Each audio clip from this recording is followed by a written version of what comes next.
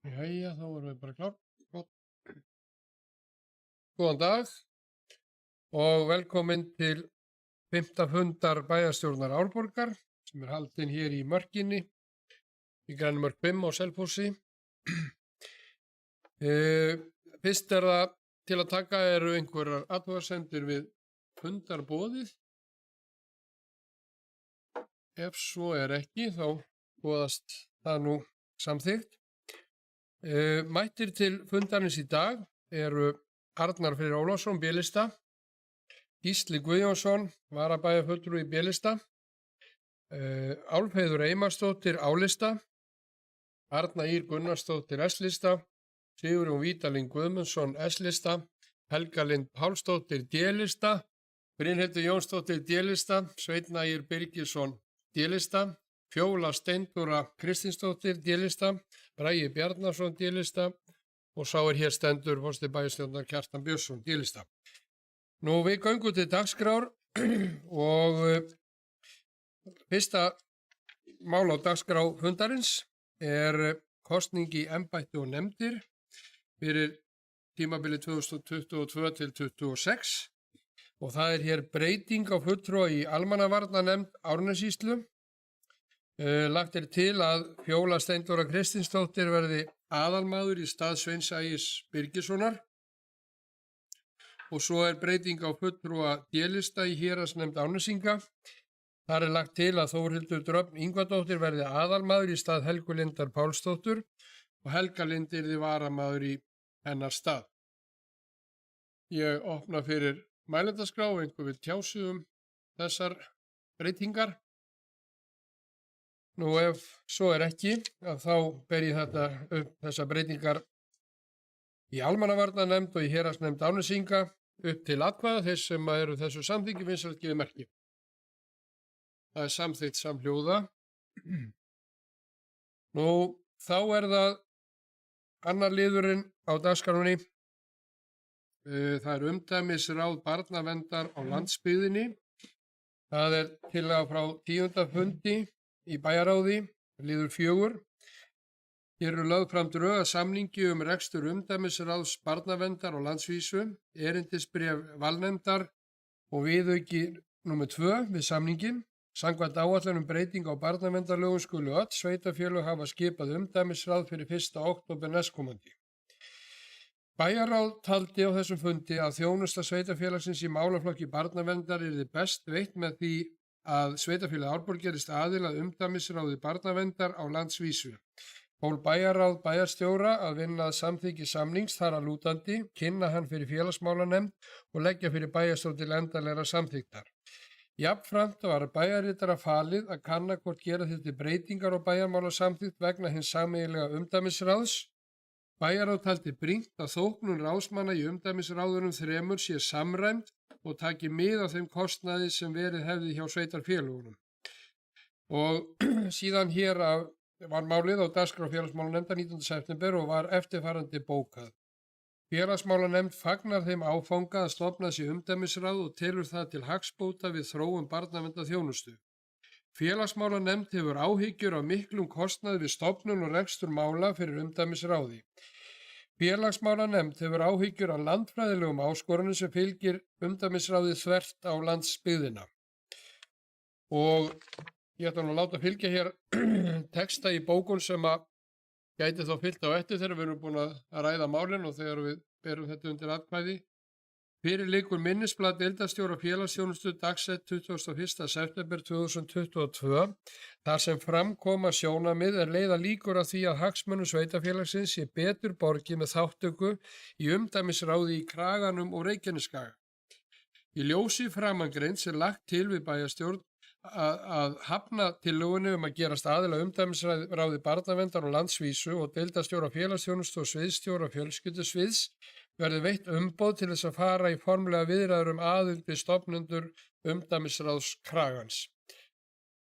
Þetta sem sagt hér ályktun og þetta búið að ræða þetta lítils háttar innan og ég opna nú fyrir umræður þetta málefni og Helga Lind Pálsdóttir D-lista hefur beðið orðið.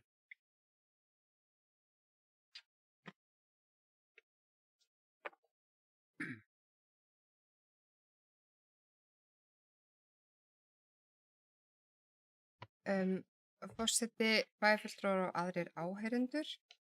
Mig langar bara svo rétt að fylgja svo hlaði og svona segja frá kannski fyrir þá sem eru að horfa á og hafa kannski ekki kynnt sér þetta málefni mikið. En þá þetta partur í raun og veru af þeim breytingum sem eru gerðar í farsæld barna. Þar er verið að tala það snýst í raun og veru í stuttum málum það að við erum að afnema pólitíska barnaverndarnefndir og færa það yfir í fagráð. Þetta eru faglegar barnaverndarnefndir barnaverndarráð, umdæmisráð sem eru þá skipuð á landsvísu. Annarkvort landsvísu, Reykjavík og höfuðborgarsvæðið verður eitt. Og framan af vorum við búin að vera í samtali við landsbyggðina, stofnun umdæmisráð og vorum svolítið á leiðinni þangað til að kemur bara í dag að það við fengum svona jákvæðar fréttir að við gætum mögulega komið inn í umdæmisráð sem að verður stofnað hér á Kraganum sem er umdæmisráð sem við eigum miklu meira sameiginlegt með. En það sem þetta gerir í raun og veru að umdæmisráð, barnaverndarþjónusta í hverju sveitarfélagi mun áfram að vinna barnaverndarmál og vinnan hjá barnaverndarnefndum við barnaverndarstarfsmönnum muni sjálfsér ekki breytast mikið, heldur verður þetta þannig þegar þarf að vísa máli í ákvarðanatöku sem er gegn vilja foreldra, þvingunarráðstafanir, þá málun ekki lengur vísa til barnaverndarnefndar heldur til umdæmisráðs. Og mér finnst þetta, ég fagna þessu mjög, mér finnst þetta mjög góð þróun. Við erum búin að vera, pólitíska barnaverndarnefndir eru oft mjög nálægt í sveitarfélaginu. Þannig erum við bara að taka þetta svolítið út fyrir það að fá þetta sem þjónustu og þetta bara eðlilegt og faglegu ferli sem við erum komin í og ég fagna þessu mjög. Þetta verður einhver aukakostnaður, við erum ekki alveg með það á hreinu núna hvernig sá aukakostnaður verður. Þá bara eftir að koma í ljós.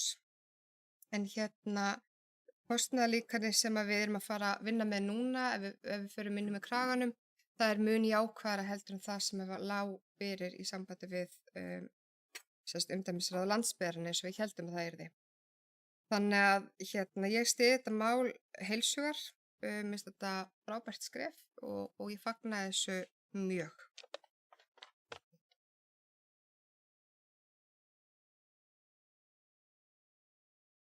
Já, þakka þér fyrir Helga Lind, það eru fleiri sem vilja tjá sig. Arnar Freyr Ólafsson, Bílista.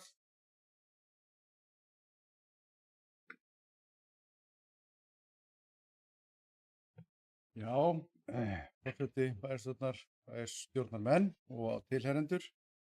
Ég segi það, tek undir það heilshugar að við skulum vera að horfa fram á það að vera að vinna með sveitarfélögum sem er okkur mun nær. Það er talsverður sigur í stað þess að þurfa að senda fólk eða fólk verði fyrir verulegum ferðakostnaði og þar af leiðandi auknum kostnaði sem að við hefðum orðið fyrir, hefðum verið með landsbyggðinni og fyrir sjálfum sem næstur að þessu leyti að við verðum náttúrulega að horfa í það að reyna að spara eins og við getum vegna þess að þetta er sjálfsögðu kostnaðarsamur málaflokkur en óhjákvæmilegu samt og það verður að sinna þess að festu og öryggi og þess vegna í sjálfu sér heilt yfir fagnaði þessu. Þessari þróun þar að segja að við séum með nærliggjandi sveitarfélögum.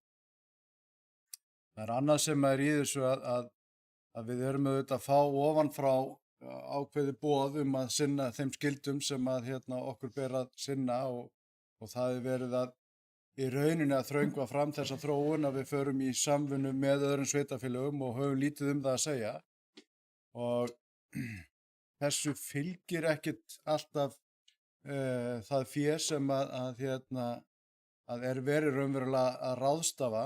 Það er að segja ríkið að ráðstafa fé sveitarfélagana og við verðum að standa undir því að sækja það fé vegna þeirra auknu ábyrgðar sem á okkur er lagt. Þannig að ég vil í rauninni bara hér og nú bara hvetja okkur öll, bæði meirihluta og minnihluta í að ræða við þá sem að sitja á Alþingi og ráðstafa fé og eru að koma með aukna kvaðir á okkur, að því fylgi svolítið fé sem að er nægt til þess að standa undir þessum auknum ábyrgðum. En annað var það ekki, takk. Þakka þér fyrir, Arnar. Þá er það Álfheiður Einarsdóttir á lista. Ég bið um orðið.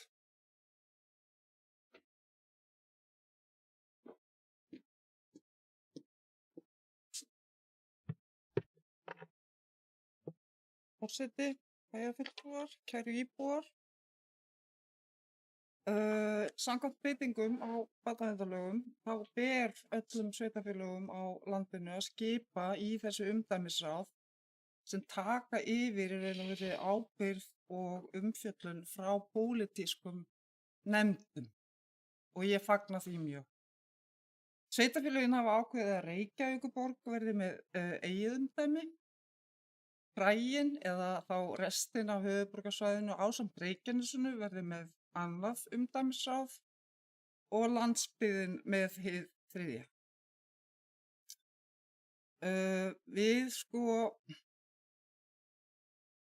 já,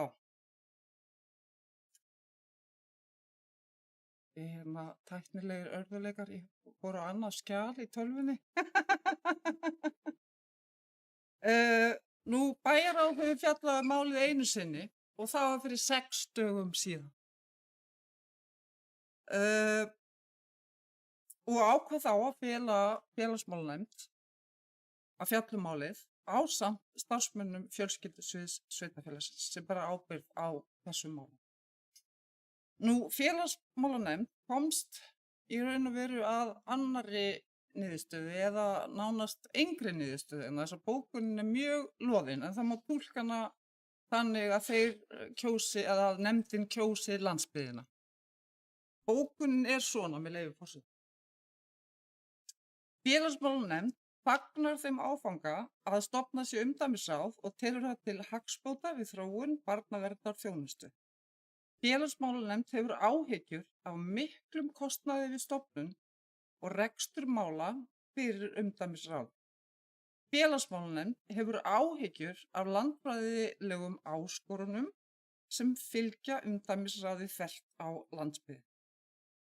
Þannig að þetta er bókun félagsmálanefndar og á þessum tíma, þetta er 19. september, þar að segja fyrir 2 dögum síðan, að þá eru minnisblaði frá starfsfólki sveitarfélagsins ekki ennþá komið. Þannig að ég vil bara benda fólki á það. Þetta gerist allt mjög hratt. Þetta eru 6 dagar síðan við fórum að fjalla um þetta mál. Nú, við fengum svo minnisblaði frá deildarstjóranum og deildarstjórinn hann kemst að þeirri niðurstöðu að líklega sé skynsamlegast að fara með Draganum og Reykjanesi. Meðal annars vegna landfræðilegra áskorana en einnig vegna kostnaðar. Vegna þess að þeir sem eru skipaðir í umdæmisráð og ef það þarf að kalla þá í hérað, að þá þarf sveitarfélagið sjálf að greiða ekki bara ferða- og gistikostnað, heldur einnig dagpeninga. Þannig að það er alveg ljóst vegna þess að við verum ennþá með starfsfólk í barnavernd í sveitarfélaginu og við verðum einnig með félagsmálanefnd í sveitarfélaginu að þetta er kostnaður auki. Og ef við fylgjum landsbyggðina málum, að þá er alveg ljóst vegna þess að í lögunum stendur að kostnaðurinn í raun og veru fari eftir íbúafjölda hvers sveitarfélagsins. Þannig verður kostnaðinum skipt. Og ef við förum með landsbyggðinni, þá er alveg ljóst að Árborg og Akureyri bera þungan á kostnaðinum. Það er bara alveg ljóst. Svo er þetta alltaf spurningin bara, viltu vera stór fiskur í lítilli tjörn eða viltu vera aðeins minni fiskur en í stærri tjörn? Þannig að þetta er bara ákvörðun sem maður þarf að ræða og fjalla um. Þannig að hér eru skiptar skoðanir. Því ég fæ sem sagt ekki betur séð en að félagsmálanefnd gerir ráð fyrir að fara með landsbyggðinni og bæjarráð á síðasta fundi líka. En deildarstjórinn mælir með Dragan.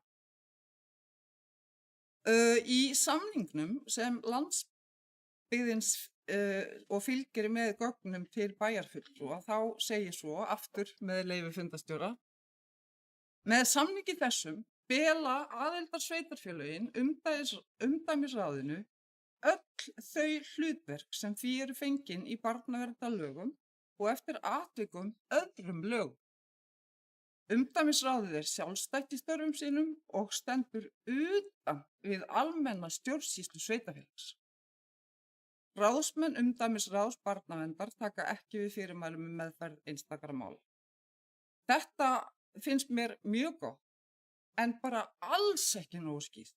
Hvað þýðir það að umdæmisráðið standi utan við almenna stjórnsýslu sveitarfélags? Hvað þýðir það fyrir okkur í Árbæ? Þannig að mér langaði að benda sérstaklega á þetta. Nú í viðauka 2 sem fylgdi gögnum fyrir þennan bæjarstjórnarfund, þá koma svo fram þóknanir umdæmisráða sem sveitarfélög skipta með sér. Það verður sem sagt áfram í raun og veru starfsfólk, fagfólk barnaverndar í hverju sveitarfélagi sem sér öll samskipti við umdæmisráðið. Og ég tek undir með Helgu. Ég fagna því mjög að barnaverndarmál séu tekin í raun og veru frá pólitíkinni, enda koma þau bara pólitík ekkert við. En það eru kostir og gallar við þetta fyrirkomulag eins og svo margt í þessum heimi. Og helstu kostirnir sem ég sé er að færa barnaverndina frá pólitísk kjörnum nefndum og til fagfólks. Í annan stað að þá sé ég mikinn kost við það að færa barnaverndarmálin aðeins fjær heimabyggðum. Og þá er ég að tala sérstaklega um Litlu-Byggðir.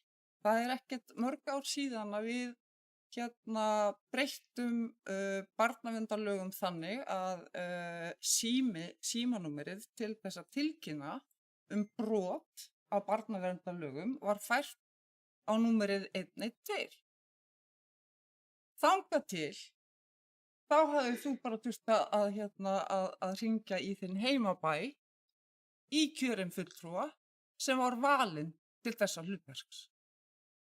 Og það er erfitt. Ég kem úr litlum bæ, hingað í þetta stóra samfélag á Selfossi, og ég veit það alveg að fólk hætti bara að hringja vegna þess að raddir þekktust og það þurfti að gefa upp nöfn þessara aðila sem áttu í hlut og þetta var bara komið út allan bæ daginn eftir. Og það kom í ljós að þegar við færðum þetta til 112 á sínum tíma að það fjölgaði barnaverndartilkynningum mikið. Þeim fjölgaði ekki á höfuðborgarsvæðinu, þeim fjölgaði á landsbyggðinni. Þannig að það er sannarlega kostur að færa þetta aðeins fjær. Við það eru vina og ættartengsl og alls konar sem bara koma inn í þetta fyrir utan þessar trúnaðarbresti sem hafa bara orðið í gegnum tíðina.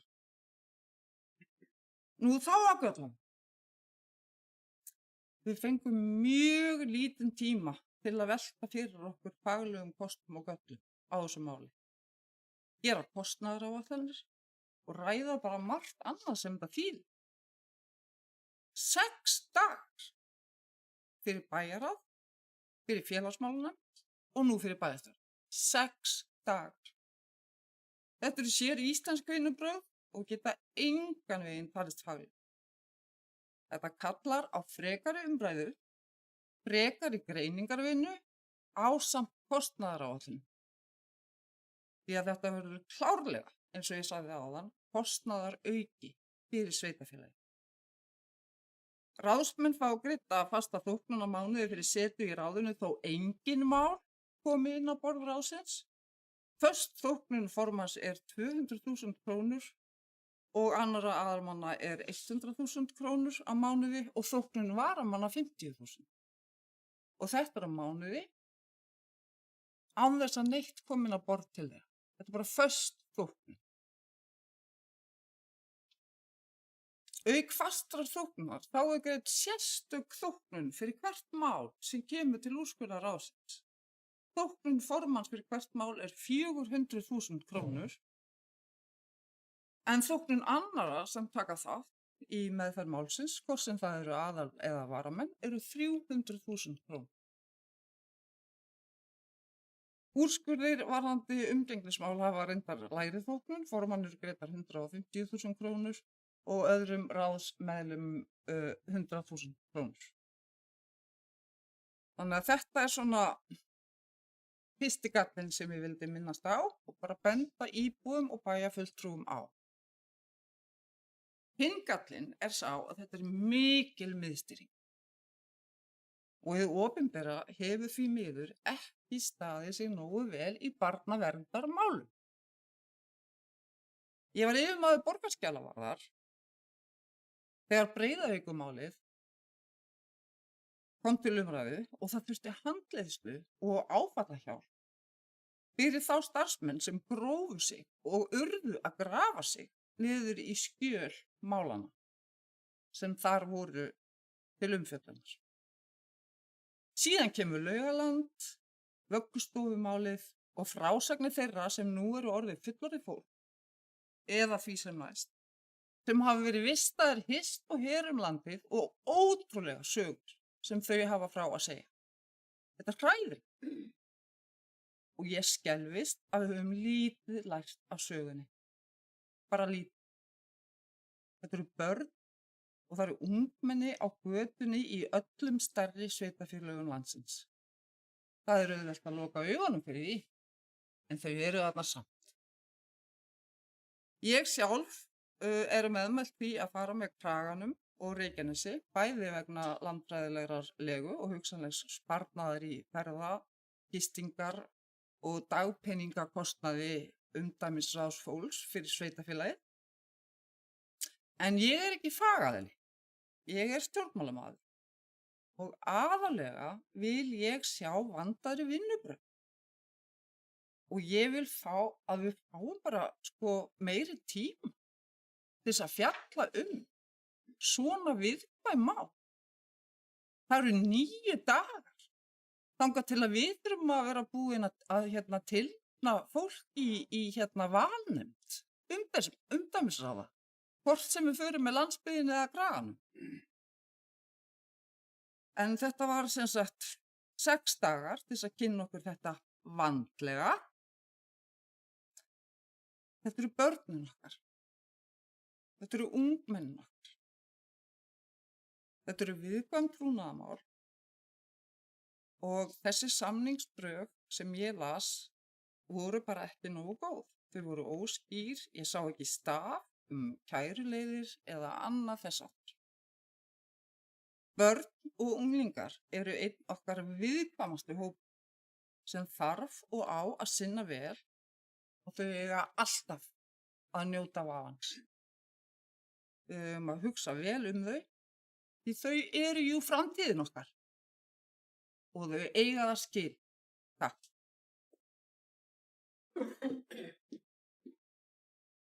Þakkaði fyrir, Álfheiður. Þá næst biðjum orðið Arna Ýr Gunnarsdóttir, S-lista.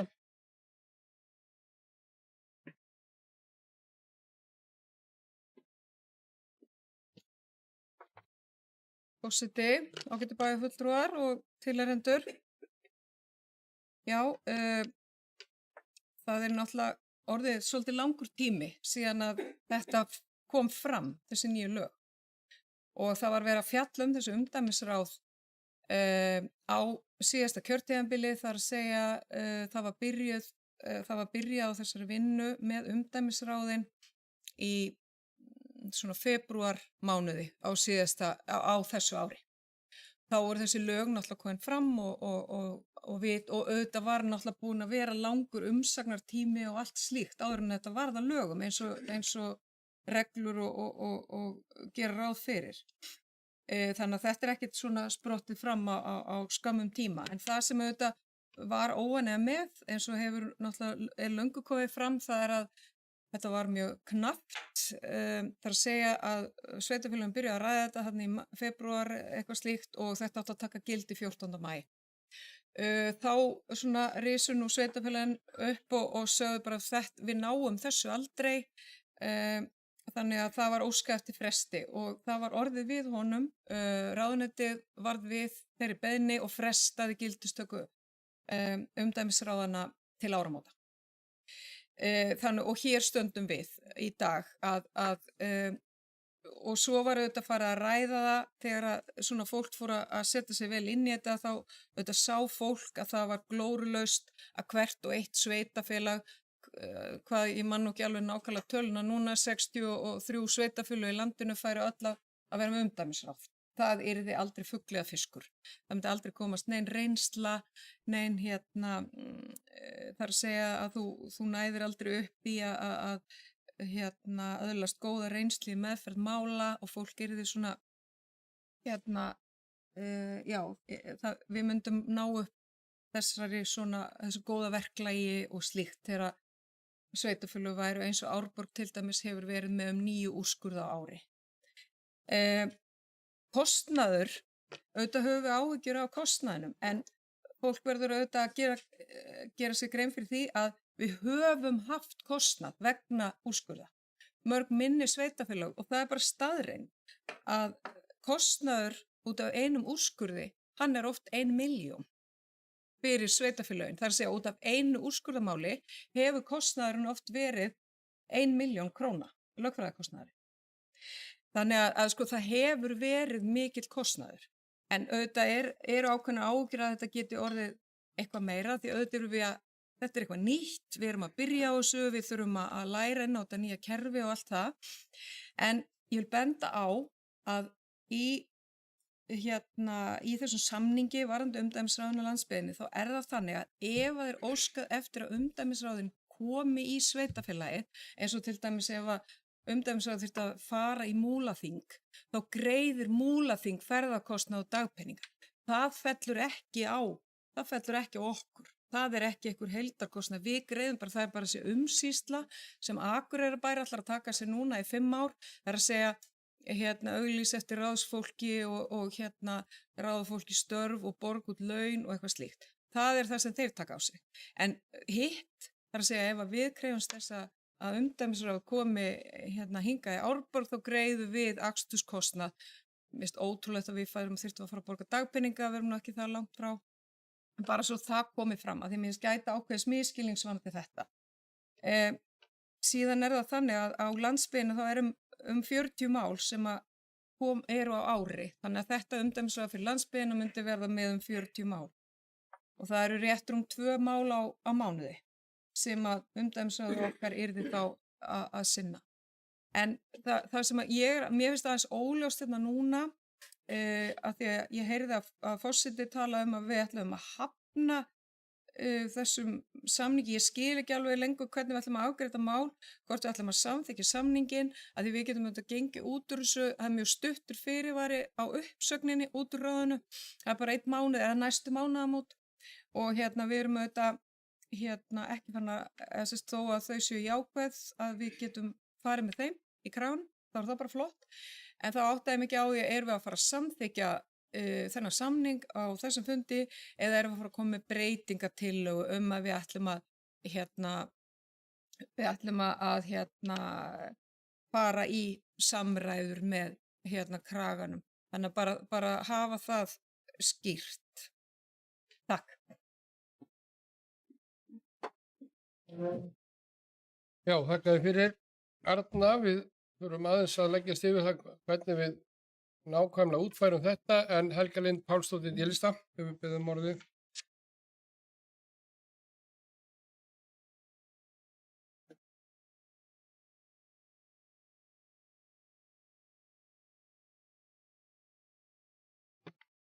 Forseti, bæjarfulltrúar og íbúar. Takk fyrir þetta og takk bara fyrir þessa umræðu og fyrirspurnir. Ég ákvað að koma aftur upp til þess að útskýra aðeins betur af hverju þessi litli tímafrestur virðist vera. Málið er sem sagt að við til þess að vera með umdæmisráð þurfum að vera minnst 6.000 íbúar í sveitarfélagi. Til þess að vera með eigið umdæmisráð. Og það eru fjölmörg samfélög og sveitarfélög sem eru ekki með 6.000 íbúa og geta þar leiðandi ekki stofnað sitt eigið umdæmisráð. Þannig að það var gefinn frestur til 1. október núna að taka sig saman umdæmisráð. Og þess vegna tók landsbyggðin sig saman og var að ræða þetta, var sérst að ræða þetta að gera sameiginlegt umdæmisráð landsbyggðarinnar með þessum kostnaði, með þessari þóknun og það er í raun og veru bara landsbyggðin sem er einhvern veginn að ræða þetta í þessum svona umræðufasa hvernig þau vilja hafa þetta fyrir sig. Svo koma upplýsingar sem að var einmitt rætt á bæjarráðsfundi og á félagsmálanefndarfundi hjá okkur. Þar sem að vera að leggja þennan viðauka fyrir af því að rökin með því að fara inn í þetta umdæmisráð á landsbyggðinni á þessum tímapunkti voru að það var hægt að segja sig úr ráðinu með mánaðar fyrirvara. En hins vegar ef við myndum vilja fara inn í ráðið eftir að það er búið að stofna það, það þurfti að liggja fyrir samþykki hjá okkur einasta sveitarfélagi sem að var partur af umdæmisráðinu. Það hefði nægt að eitt sveitarfélag hefði hafnað okkur, þá hefði við setið uppi ein og það hefði verið verulegur kostnaður. Það er algjörlega þannig að þetta verður aukakostnaður, klárlega, og hvernig sem við förum að þessu, og kostnaðarskipan við umdæmisráð á kraganum liggur ekki alveg fyrir, hún verður aðeins öðruvísi, það verður öðruvísi rekstrarfyrirkomulag. Og það sem heyrist, það er ekki komið alveg á hreint hvernig það lítur út en heyrist að vera betra. Áætlaður aukakostnaðurinn sem að var við það að fara í landsbyggðar umdæmisráðið var 8-9 milljónir á ári sem hreinn viðbótarkostnaður. Og það er náttúrulega bara kostnaður sem við fengum bara svona yfir. Það er mjög mikill kostnaður að sjálfsög gerum við það samt fyrir fjölskyldur og börn og þá bara tökumst við á við það. En það sem við bókuðum í félagsmálanefnd annars vegar þetta að við höfðum í raun og veru ekkert val að fara ekki inn í umdæmisráðið.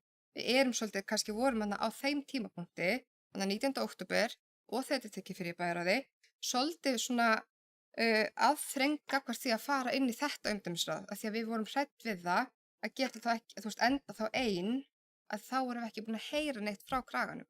Við vorum ekki komin eitt vilyrði að fá að tala við þau. Það var ekki komin nein viðbrögð, við höfum ekki hugmynd það fyrir 2 dögum síðan hvort við mættum fara í viðræði með þeim. Það kemur í raun og veru bara eftir félagsmálanefndarfundinn, eftir bæjarráðs umræðuna. Þannig að þetta eru bara nýjar upplýsingar og náðist í raun og veru bara að fá svar við þessu fyrir hádegi í dag að þeir væru til í að tala við okkur líka og við fengjum umræði við þá. Og þess vegna í raun og veru liggur þetta fyrir svona seint að þessar upplýsingar. Þetta aldrei val hvort við hefðum vilja fara í. Þetta aldrei það að við höfum ekki þessar upplýsingar í raun og veru fyrir. Þannig að þetta er ekki beint óvönduð vinnubrögð.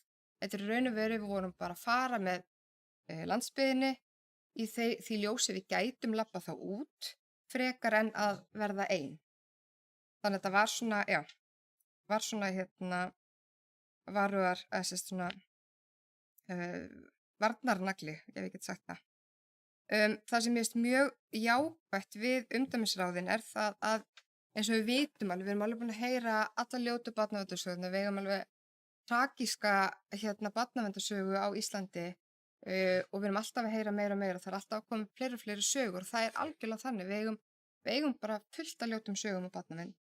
Við verðum samt að trúa því að barnavernd vinni faglegra og faglegra. Það er mín einlæga von og ég held að það sé von okkar allra. Í umdæmisráði verða lögfræðingur, sálfræðingur og félagsráðgjafi. Þannig að þar erum við að tala að við erum að fá þverfaglega nálgun, við erum að fá fólk sem er sérmenntað og er að ná sér í reynslu og er hæft í þetta starf. Og ég trúi því að með því erum við að ná að taka góðar og vandaðar ákvarðanir. Þannig að vissulega verður, eins og ég sagði áðan, það mun vinna barnavernda starfsmanna hjá okkur ekki breytast mikið. Þeir munu alltaf þurfa að vinna vinnuna. En umdæmisráð tekur þvingunarákvarðanir og því það ekki pólitískt skipaðir fulltrúar sem geta komið úr ýmsum starfsstéttum sem eiga að taka ákvarðanir kannski þyngstu málefni samfélagsins. Það að vera í barnavernd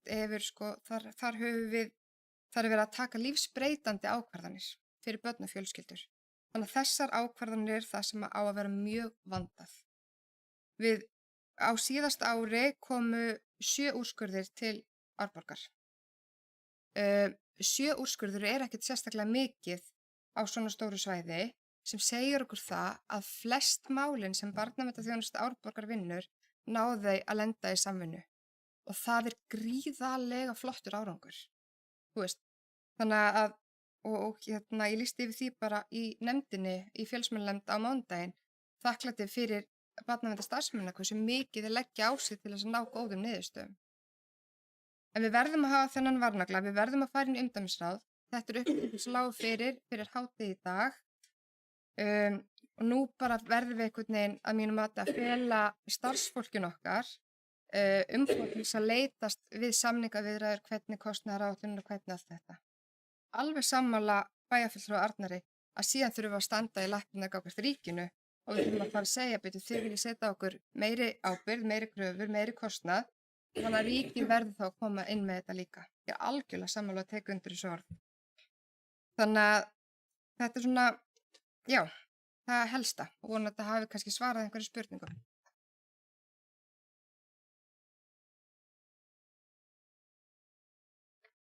Já, þakka þér fyrir Helga Lind. Þá er Arnar Freyr Ólafsson Biðlistar með orðið.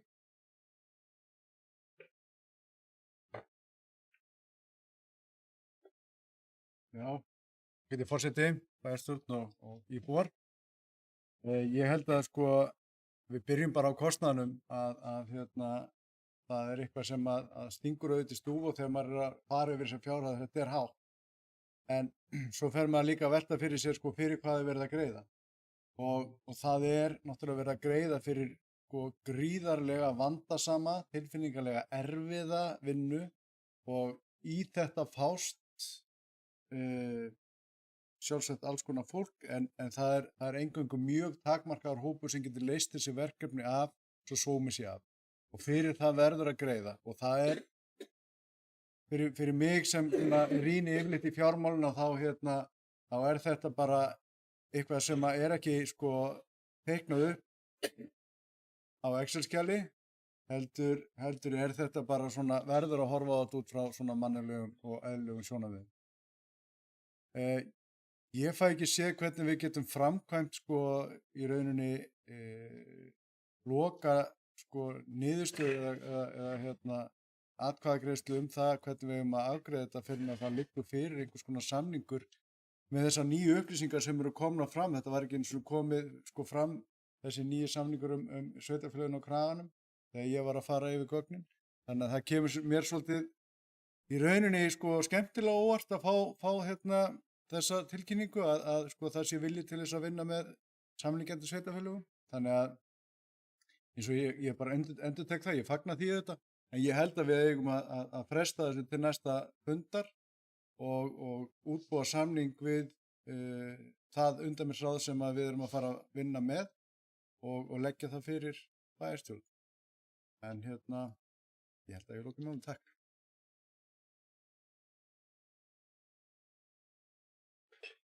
Já, þakka þér fyrir Arnar. Það hefur komið til tals hér að þessu máli verði nú frestað og við klárum þetta fram að næsta bæjarstjórnarfundi. En við tökum hér smá fundarhlé eftir þegar umræðum er lokið og en Fjóla Steindóra Kristinsdóttir, Biðlistar, við biðjum orðið.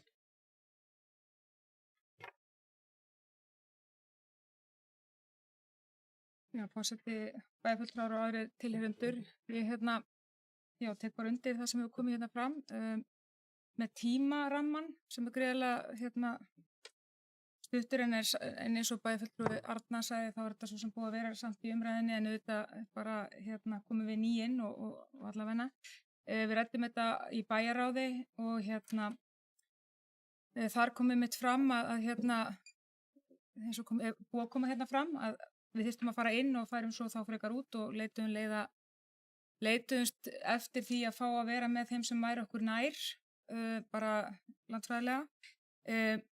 þessar upplýsingar kom í morgun, þar er hérna sviðsstjóri og belgstjóri inn í hérna félagsþjónustunni sem eru búin að eiga þetta samtal óformlega og hérna leggja til að hérna þau fái í rauninni hérna umboð okkar til þess að fara í frekari viðræður það að ná fram þeim samningum. Ég hérna legg til að við tökum fundarhlé og hérna og ræðum þetta aðeins frekar, þannig að hérna já, takk.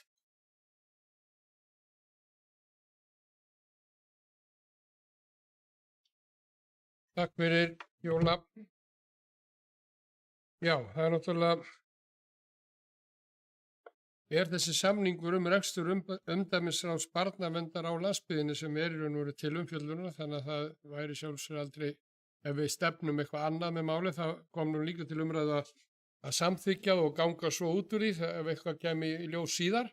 Þannig að það er hreinlegra að geta bara klára þetta strax og þannig að ég legg til við tökum hér smá fundarhlé núna og förum aðeins yfir þetta mál saman.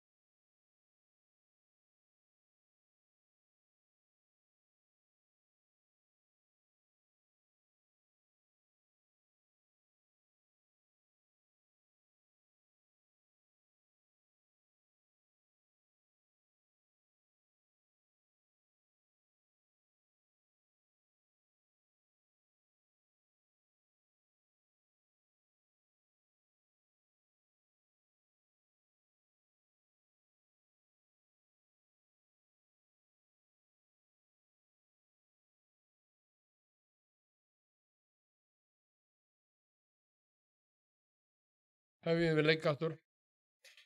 Og þá fundið fram haldið eftir örstutt fundarhlé hér á 5. fundi bæjarstjórnar Árborgar sem framfer miðvikudaginn 21. september. Við vorum að ræða hér annað mál á dagskránni sem umdæmisráð barnaverndar á landsbyggðinni og það samningur þar að lútandi í fylgigögnum hér með fundinum stofnun þess og allt svo þáttöku okkar sveitarfélags í umdæmisráði. Ég legg það til hér við fundin eftir þær umræður sem hér hafa farið fram bæði í fundarhlé og eins á fundinum og undan að við frestum málinu til næsta bæjarstjórnarfundar eftir hálfan mánuð. Það muni þá vera 5. október. Já, 5. október sennilega. Og hér verði borin upp svohljóðandi bókun sem að fylgir þá málinu. Já, fyrst það náttúrulega bæjarfulltrúar sem að samþykkja það að fresta málinu fram að næsta bæjarstjórnarfundi. Það samþykkt samhljóða og hér fylgir bókun með sem að hljóða svona. Fyrir liggur minnisblað deildarstjóra félagsþjónustu dagsett 21. september 2022. Þar sem framkoma sjónarmið leiða líkur að því að hagsmunum sveitarfélagsins sé betur borgið með þátttöku í umdæmisráði í Kraganum og Reykjanesskaga. Í ljósi framangreinds lagt til að bæjarstjórn fresti tillögu að gerast aðili að umdæmisráði barnaverndar á landsvísu og deildarstjóra félagsþjónustu sveitarfélagsins Árborgar og sviðsstjóra fjölskyldusviðs Árborgar verði veitt umboð til þess að fara í formlega viðræður aðild við stofnendur umdæmisráðs Kragans. Þannig hljóðaði það og ég bið fundarritara að færa það til bókunar. Eða til bókar. Þá komið að 3. lið á dagskrá fundarins. Það tillaga frá Bergrisanum, breyting á samþykktum Arnar Drangs, beiðni frá Bergrisanum þar sem óskaði var eftir staðfestingu frá sjálfseignarstofnuninni, óskaði eftir staðfestingu frá bæjarstjórn breytingartillögu og samþykktum Arnar Drangs. Einnig var óskað eftir formlegu samþykkja á nýrri stjórn sem var lögð til og auka aðalfundi Bergrisans 30. júní síðastliðinn. Það eru fylgigögn þarna með, vil ég að ég lesi upp úr fylgigögnunum eða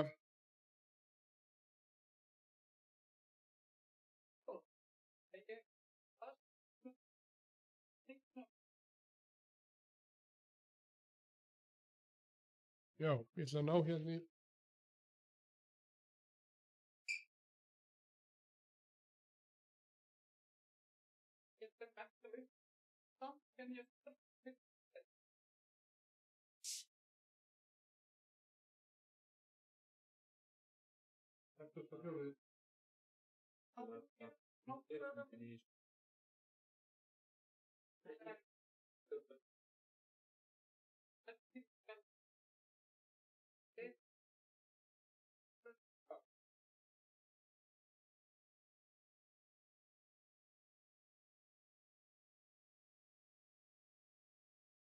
Já, ég nú sammála Álfheiði með það, ég fór yfir þetta og fann það ekki þarna en það eru bara spurning hvort að þið viljið heyra eitthvað þessar tillögur eða breytingar á samþykktum. Ef svo ekki, þá var það ekki, en ef við erum með stjórnina, og hérna já.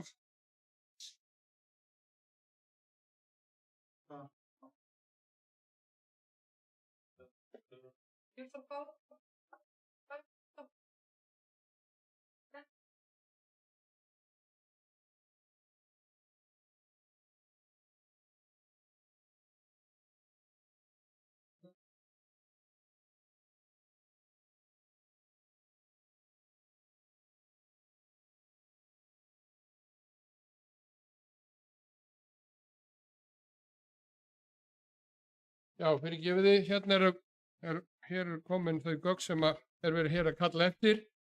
Það eru þó aðalmenn í stjórn Bergrisans. Það Fjóla Steindur og Kristinsdóttir bæjarstjóri Árborgar, stjórnarformaður Ása Valdís Árnadóttir, oddviti Grímsnes og Grafningshrepps fyrir hönd Árnesþings og Anton Kári Halldórsson, sveitarstjóri Rangárþings eystra fyrir hönd þjónustusvæðis Rangárvalla og Vesturs-Skaftafellssýslu. og varamenn þar eru Bragi Bjarnason, Sandra Sigurðardóttir í Hveragerði og Eggert Valur Guðmundsson, oddviti í Rangárþingi ytra.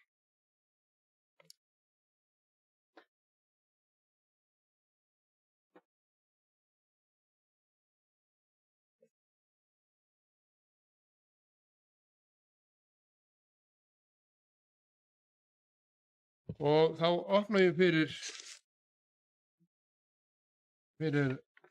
umræður þetta og það er sem sagt þessar tvær tillögur þarna, við tökum þær í sitt ykkur lagi. Það er annars vegar beiðnir frá Bergríksalnum þar sem óskað var eftir staðfestingu frá bæjarstjórn breytingartillögu á samþykktum Arnardrangs og síðan var óskað eftir formlegu samþykki á nýrri stjórn sem lögð var til að auka aðalfundi Bergríksalns sem ég las hér upp áðan 30. júní síðastliðinn. Álfheiður Einarsdóttir álistaði við beiðnum orðum.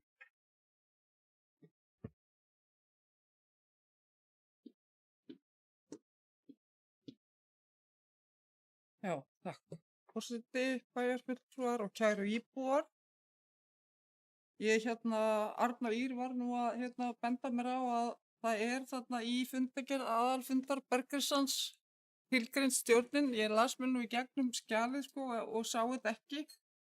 En þarna stendur beiðni frá Bergríksalnum þar sem óskað var eftir staðfestingu frá bæjarstjórn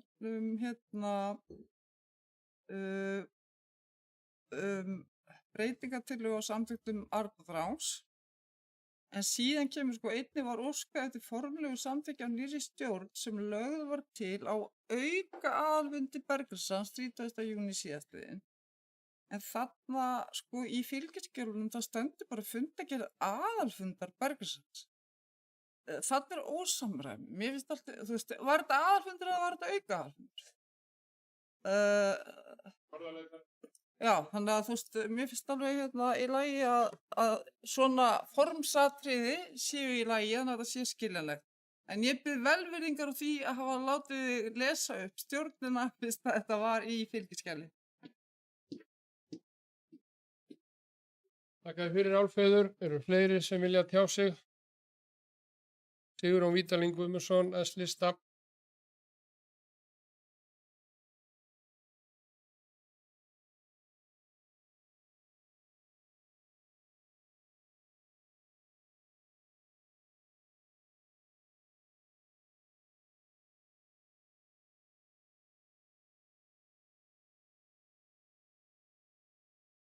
Herra forseti, bæjarfulltrúar og bæjarritari, áhorfendur og aðrir.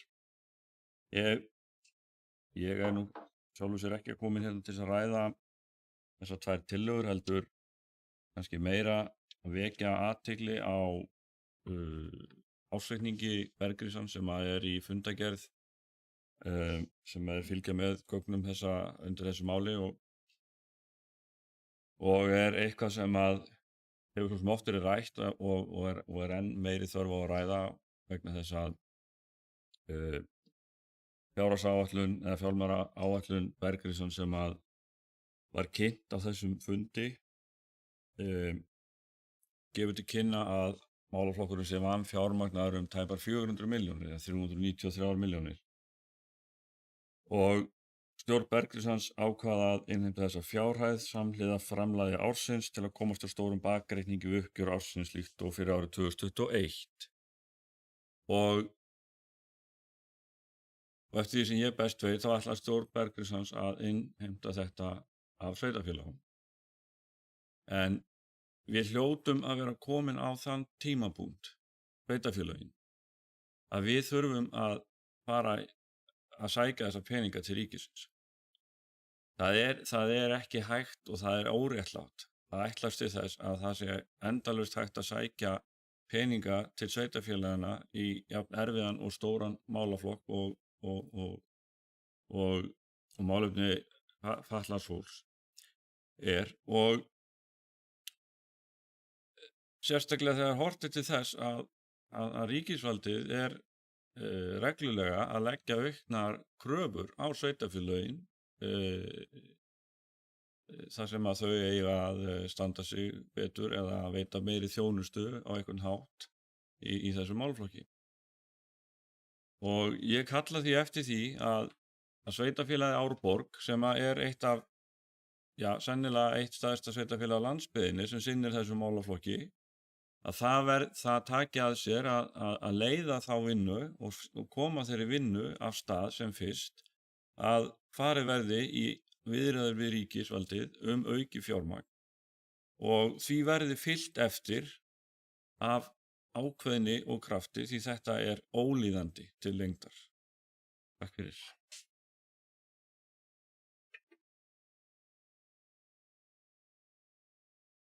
Já, þakka þér fyrir, Sigurjón. Þetta voru, ég var nú ekki að tjá mig orð manna, en þetta var nokkuð rétt hjá Sigurjóni.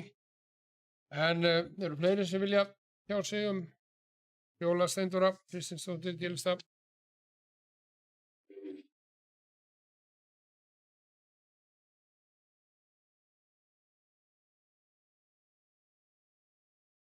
Já, forseti, bæjarfulltrúar og aðrir tilheyrendur.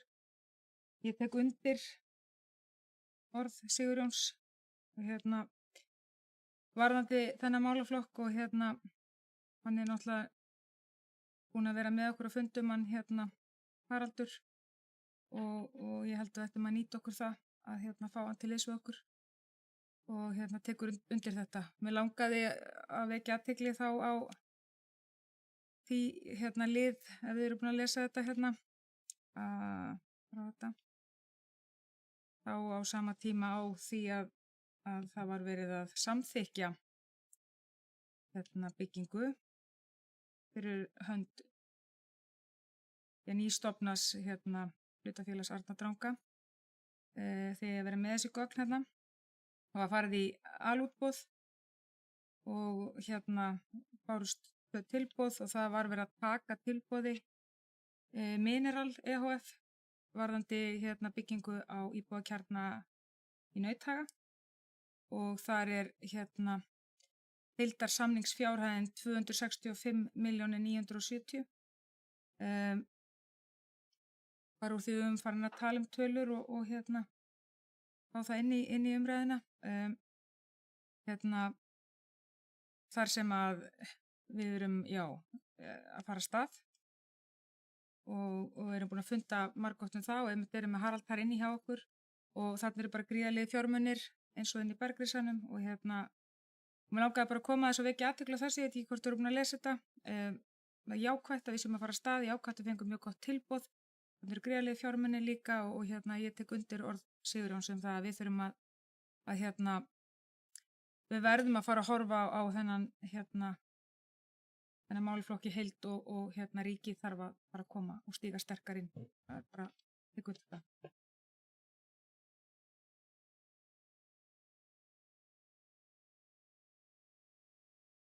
Já, takk fyrir Fjóla. Arna Ýr Gunnarsdóttir, S-lista.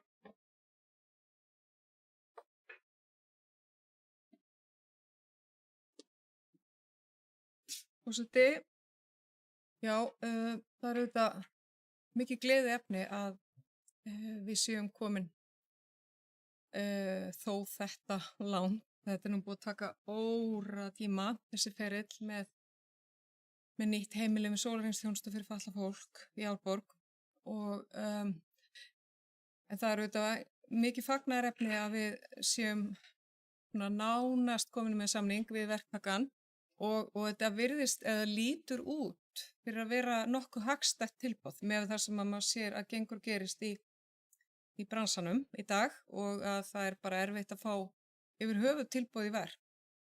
En og það er náttúrulega bara ferillin, allur er náttúrulega bara búin að taka ótrúlegan tíma, það þurfti að breyta aðalskipulagi og það þurfti að breyta deiliskipulagi og þetta hefur allt sína löngu tímafresti í lögunum okkar, þannig að og svo stofnun eins og að stofna sjálfseignarstofnun utan bygginguna sjálfa því að þetta er, já, það var ákveðið að fara þessa leið. Bergrisinn náttúrulega hefur ekki átt neinar eignir, heldur er bara að reka þjónustuna og þannig að þetta er allt svona dálítið flókið.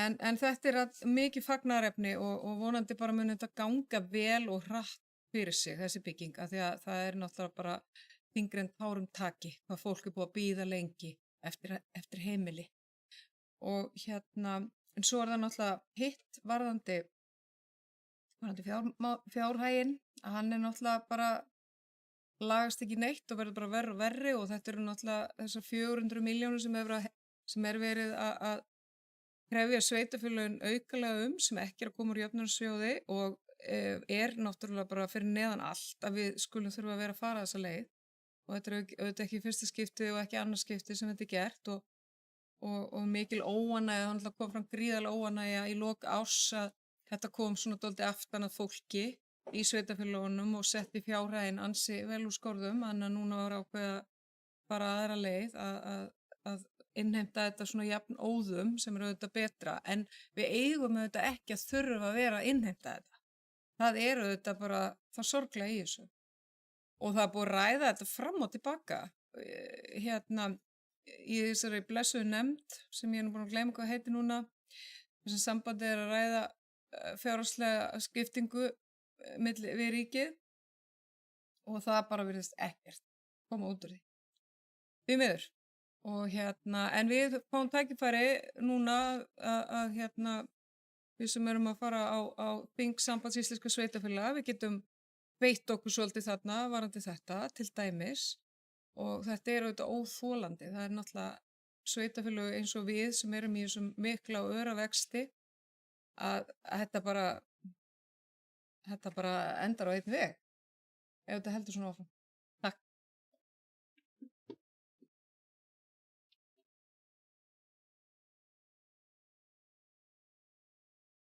Já, þakka þér fyrir Arna Ýr. Það eru fleiri sem að vilja tjá sig. Og ef svo er ekki, þá göngum við til atkvæða. Fyrst er það það sem Bergrísson óskar eftir staðfesting frá bæjarstjórn þessa breytingatillögu sem er hér í fyrirliggjandi gögnum með á samþykktum Arnar Drangs. Sjálfseignarstofnun, en hvað er háið? Jú, en ég bara veit ekki hvað háið stendur fyrir, en það skiptir ekki öllu máli. En þetta við vitum hvað ræðir hér og þeir sem eru samþykkir þessu vinsælskeiði merki. Það er samþykkt samhljóða. Óhagnaðardrifið leigufélag, það var eitthvað svona í þess áttina. Óhagnaðardrifið. Og þá er það seinni tillagan, óskaðir hér eftir formlegu samþykki á nýrri stjórn Bergríssons sem að lögð var til á auka aðalfundi Bergríssons 30. júní síðastliðinn. Þeir sem eru henni samþykkir, vinsælskeiði merki. Það er samþykkt samhljóða. Jæja, þá höfum við lokið þess og þá koma hér fundargerðir til kynningar og umræðina og það er 4. liðurinn á dagskránni, það er skipulags- og byggingarnefnd, 5. fundur haldinn 31. ágúst síðastliðinn. Er einhverju sem vilja tjá sig fund skipulags- og byggingarnefndar? Ef svo er ekki, þá höldum við áfram. Það er 5. liðurinn á dagskránni, það er félagsmálanefnd, annar fundur haldinn 31. ágúst.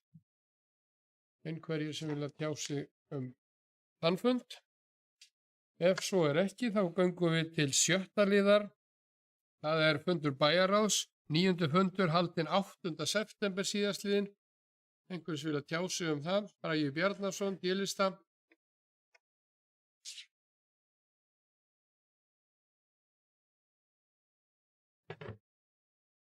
Forseti, bæjarfulltrúar og aðrir tilheyrendur, bara svona rétt til að taka nokkur mál til upplýsingar fyrir íbúa, þá samþykkti bæjarráð sem fyrsta mál að fela sviðsstjóra semja við lægstbjóðanda vegna útboðs og grunnskóla í Björkustíki.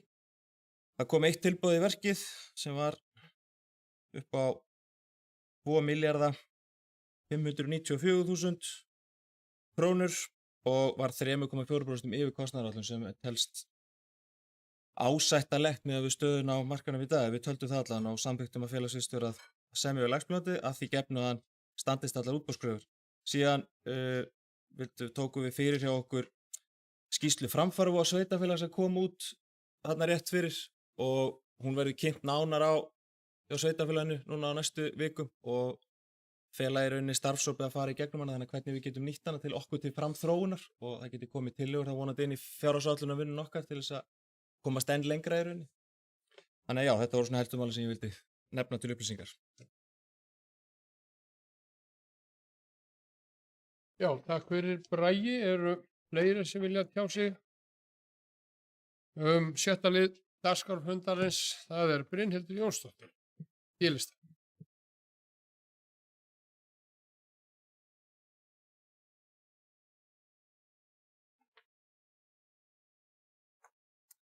Já, forseti, bæjarfulltrúar og tilheyrendur. Mér langar bara svona, benda ykkur á minnisblaðið skólaþjónustu. Þetta var góð samantekt hjá Margréti Björk Brynhildsdóttur sem við svo vísum bara í fjárhagsáætlunargerðar. En hún fer vel yfir stöðuna og stöðu gildi. Það er svona kannski bara svona ágætt upplegg fyrir komandi vinnu.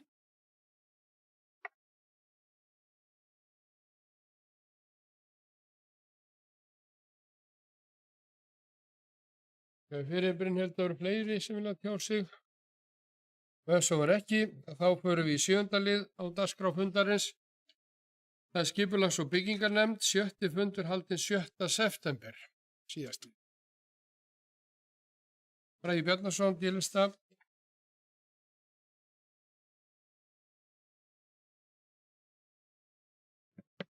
Forseti, bæjarfulltrúar og aðrir tilheyrendur. Þarna voru nokkur mál sem skipulags- og byggingarnefnd tóku sinni, voru bæði óverulegar breytingar en kannski svona eitt af stærri málum sem vildi uppnýs upp var í rauninni mál sem nefndin hafði hafnað á öðrum fundi og vegna, vittlausrar umsóknar sem kom inn og tók aftur fyrir þarna. Það voru starfsmannabústaðir sem SS voru að biðja og nefndin í rauninni þegar rétt umsókn kom inn gat nefndin þarna samþykkt í rauninni erindið. Þannig var að ræða í rauninni tímabundið leyfi fyrir starfsmannabústaði og þar var lagt sérstök áhersla að menn myndi ganga vel frá umhverfinu, þannig að þetta kæmi snyrtilega við. En fyrri beiðni hafði verið íbúðarhús væri að ræða en ekki starfsmannabústað og það er bara heilmikill munur þar á við skipulagslögunum. Þannig að nefndin vildi fá þetta rétt inn til að geta afgreitt þetta rétt. Svona til upplýsingar.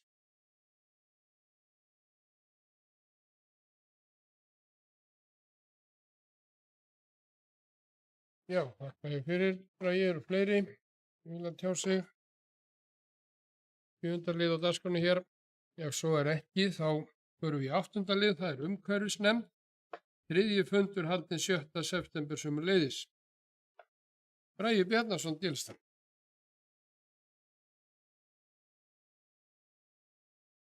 Forseti, bæjarfulltrúar og tilheyrendur. Já, aftur svona til upplýsingar til að taka þessu upp á fundargerðinni. Þar tókum við fyrstu umræðu hjá okkur breytingur á sorpbyrðu sem var síðan rætt á öðrum fundi umhverfisnefndar og kemur fyrir næsta fund bæjarstjórnar. Þannig að við förum kannski ekki dýpri í það en með breytingar og lögum áramótin þá þarf sveitarfélagið að breyta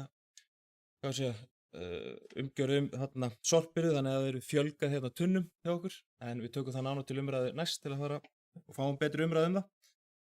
Síðan var annað mál þar sem við vorum að benda á í rauninni svona ábendingar frá Heilbrigðiseftirliti Suðurlands þar sem fólk getur bent á í gegnum ábendingagátt sveitarfélagsins varðandi lóðarhreinsun og númerslausa bifreiðar sem eru kannski út sveitarfélagið, fólk getur bent á það í rauninni og það fer þá áfram til Heilbrigðiseftirlitsins til úrvinnslu þar sem fólk bara beðið við viljum hafa snyrtilegt í kringum okkur. Þetta var svona hvatning til okkar allra í rauninni að vinna áfram að því. Önnur mál hafa komið til umræðu.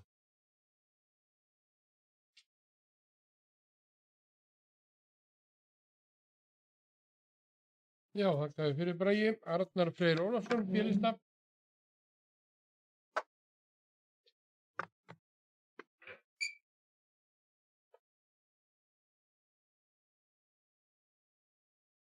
Já, forseti, bæjarfulltrúar og tilheyrendur. Ég held að það sé mjög brýnt að koma svolítið skikki á þessar númerslausu bifreiðar og ég vil bara í rauninni svona sem íbúi í sveitarfélaginu þetta koma hér upp og undirstrika þennan punkt vegna þess að þetta er eitthvað sem að snýr mjög að okkur sem að búum í sveitarfélaginu og mismikið þó talsvert að mér persónlega reyndar þar sem að ég bý og vil ég hvetja þá bara alla til þess að taka höndum saman og taka vel í þessa ábendingu og hvatningu og nýta þarna úrræðin sem að bent á í inn á heimasíðu sveitarfélagsins. Það annað svona úr því að umhverfisnefndin sko til umræðu hjá mér allavega í þetta skiptið og þá vil ég svona aðeins koma inn á umhirðu bæjana. Það nú hef ég verið að ræða við marga og víða og það svona svolítið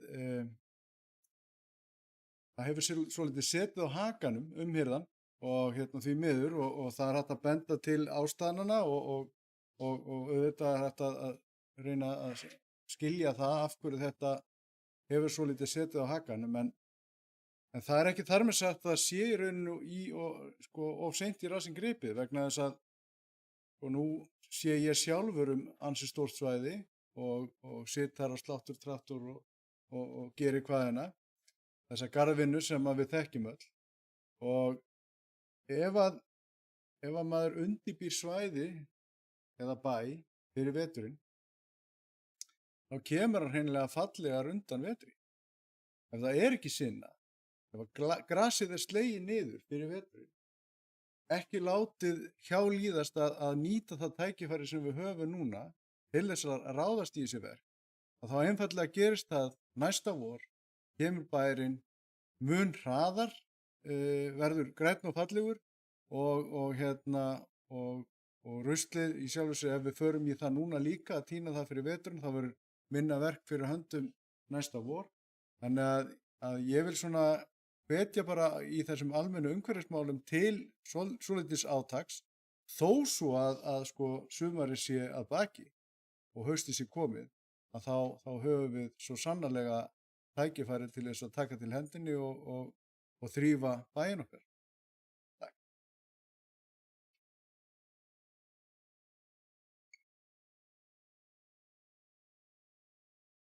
Já, það fyrir Arnar Freyr. Eru fleiri sem vilja tjá sig? Álfheiður Einarsdóttir, á lista.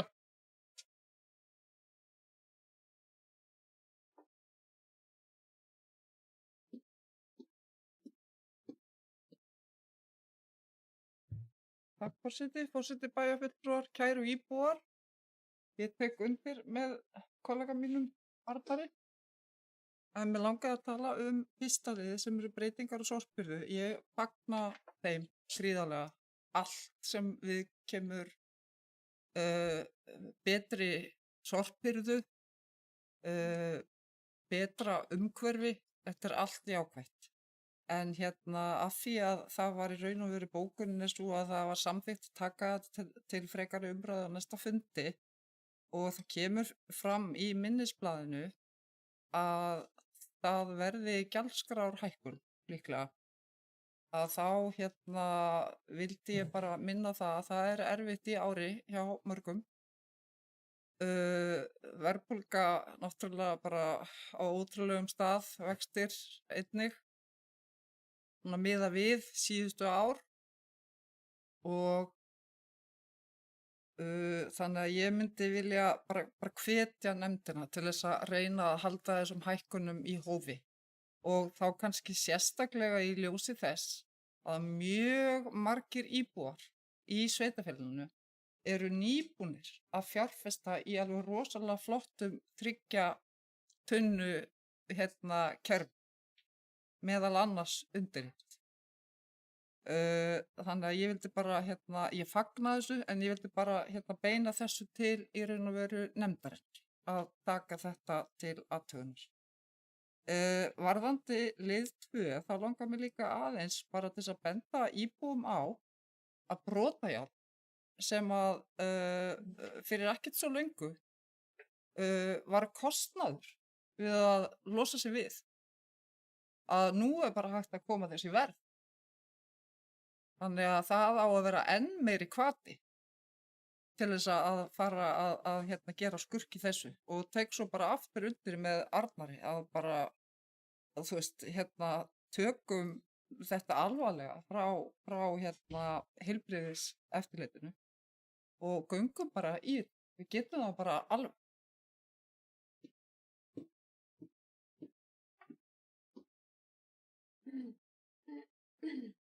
Já, þakka fyrir Álfheiður. Ef það er ekki fleiri hér í þessari umferð sem ætla að tjá sig, þá ætla ég að biðja varaforseta Brynhildi Jónsdóttur um að taka hér aðeins við þessum lið áfram. Þetta er 8. liður umhverfisnefnd.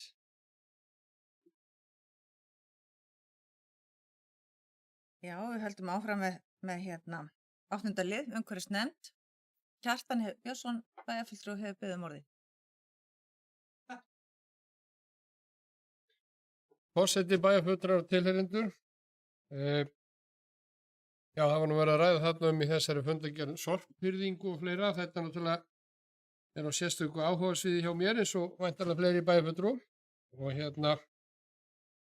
hef svo sem farið í það margsinnis áður að ég er ekki á vinsældalista númer 1 heimi hjá mér vegna svona leiðinda varandi flokkun, sorps og annað. En það er þetta með hirðinguna líka, að við erum að ræða þetta margsinnis hérna í bæjarstjórnin og ég er svo sem bara með langar nú eiginlega að beina því til formanns umhverfisnefndar og umhverfisnefndar í heild sinni að þegar að kemur að nýjum samningum eða hreinlega breyta samningum við þá sorphirði aðila sem eru núna störfum fyrir sveitarfélagið að þá hef ég eiginlega engan hitt, því nú er nú að fara að breyta þarna og fjölga tunnum og annað, ég hef engan hitt sem er ekki ósátt við að hvað er sjaldan tekið hreinsaðar bláu tunnunar. Af því að því miður lifum við í miklu umbúða samfélagi og þó maður sé að reyna að takmarka það eins og kostur er að þá er það nú þannig að pappír og plast og annað þetta safnast bara þannig fyrir að vandræði skapast af hjá mjög mörgum. Það er að þjappa þetta í þetta alveg endalaust og það gerir maður. En ég bara velti því upp við formann umhverfisnefndar hvort að það hafi eitthvað komið til tals í nefndinni.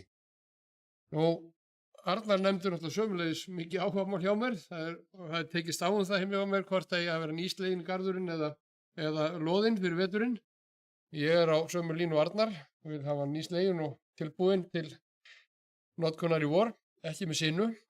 En ég er sammála Arnari með það að þetta er náttúrulega alveg einstakt haust sem við höfum haft hérna þó að veðurfræðingar í Reykjavík segja að þetta sé bara í 18. sæti yfir bestu septembermánuði að þá bara hreinlega trúi í þínu valla en það er tækifæri til þess að hlúa að umhverfinu áfram því að svo hefur hann líka gróðurinn sprottið áfram og annað, það er alltaf flegi ferð þannig að það er allavega vert að skoða þetta.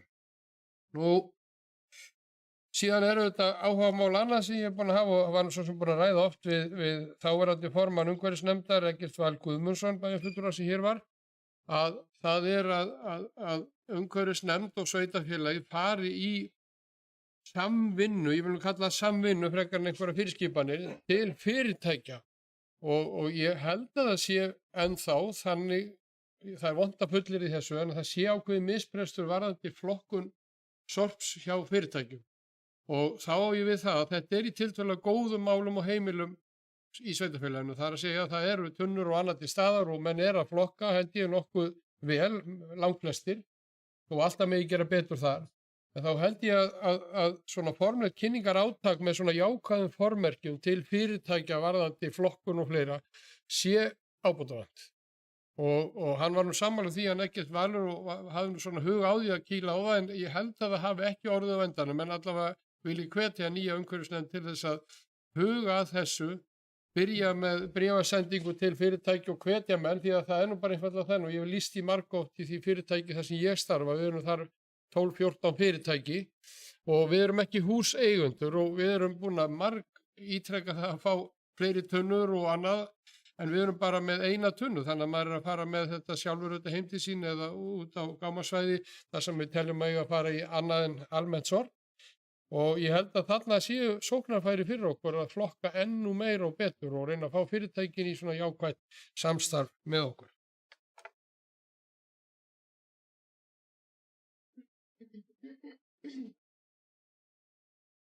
Já, takk fyrir þetta. Arnar Björnsson, bæjarfulltrúi Björnsson.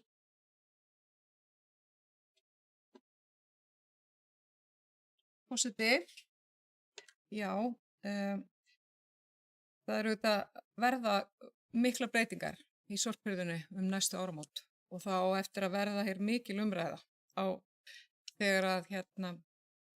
þegar hún mun gangi í garð, af því að það er ljóst að það mun bætast við eitt flokkur og við höfum ekkert val það. Við verðum, þetta er bara lög á Íslandi og við verðum að flokka aðgreina sem sagt plast og pappa, það má ekki fara í sömu tunnu lengur eins og við erum með núna. Og svo til dæmis breyting að við erum til dæmis að henda málum í flokkunartunnun okkar, það verður ekki leyfilegt heldur. Við munum þurfa til dæmis að fara með máluminn á grendastöðar eins og við gerum með glerið. Þannig að það eru heilmikla breytingar. Það er ljóst að við munum heyra frá íbúum að þeir verði ósáttir, þó vonandi verða hægt að velja hvort þú takir fjórðu tunnuna eða hvort þú takir tunnu sem er tvískipt. En það er auðvitað þannig að með tvískiptri tunnu þá þýðir það að þú ert með minna pláss í rauninni.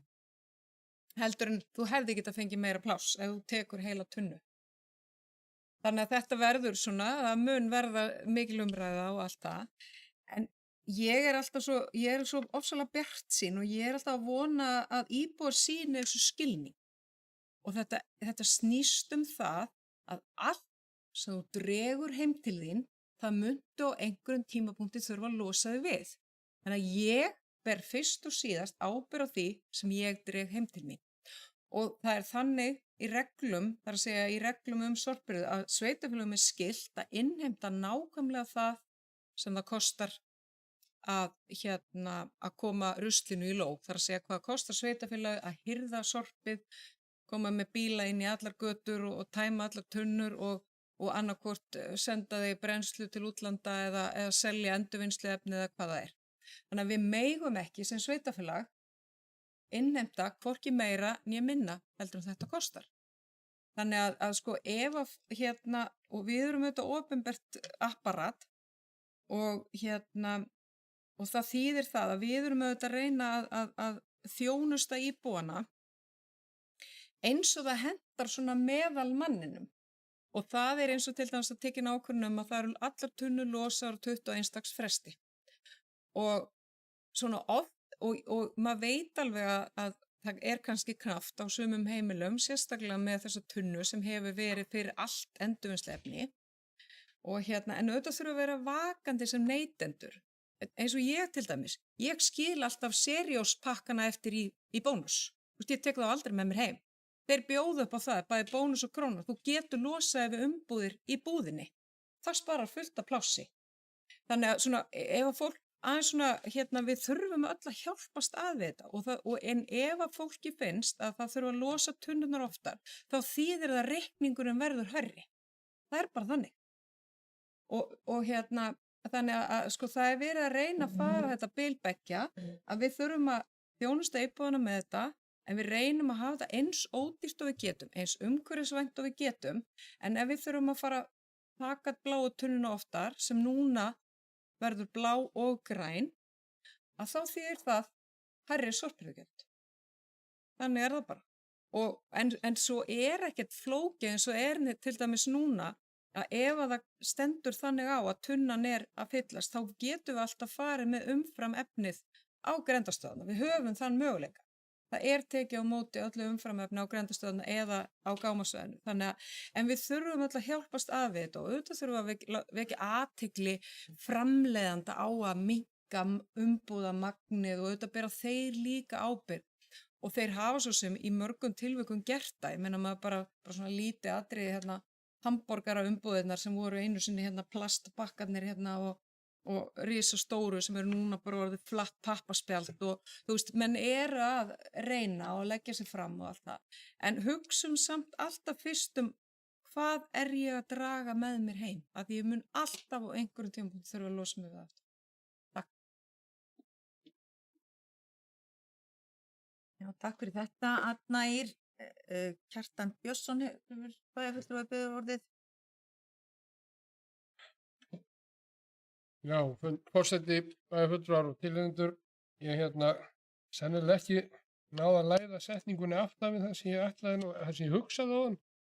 Þetta með blátunnurnar, ef það tekið á viku styttri fresti, það er að segja á 2 vikna fresti í staðinn 3, og þá held ég að það megi nefnilega teygja í hinni losunni, þannig að ég er ekki vissum endilega að þetta myndi þýða sko hækkun. Ég er bara að hugsa um praktíkina fyrir heimilin. Flestir segja mig það, þeir séu með svona, já, valla hálfa brúnatunnu, svona rúmlega hálfa tunnu af gráu, en pakkfulla að hinnu, en að vísu kemur það núna í 2 eða þá í hólfinnari, en hvort sem væri, að þá sá ég fyrir mér auðvitað að það var ekki hækkun á sorpbyrgjaldunum með því að teygja hitt á lengri frest. Af því að ég sé allavega flestir sem ég hef rætt þetta við, þeir eru með sammála um að þetta gæti værið svona, en ég þarf eiginlega að fara að endurskoða þetta með serióspakkanni og það er rétt.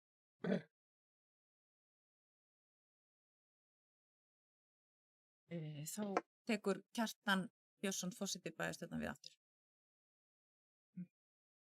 Þakkaði fyrir Brynhildur afleysinguna og þá hefur Arnar Freyr Ólafsson bílistafið orðið.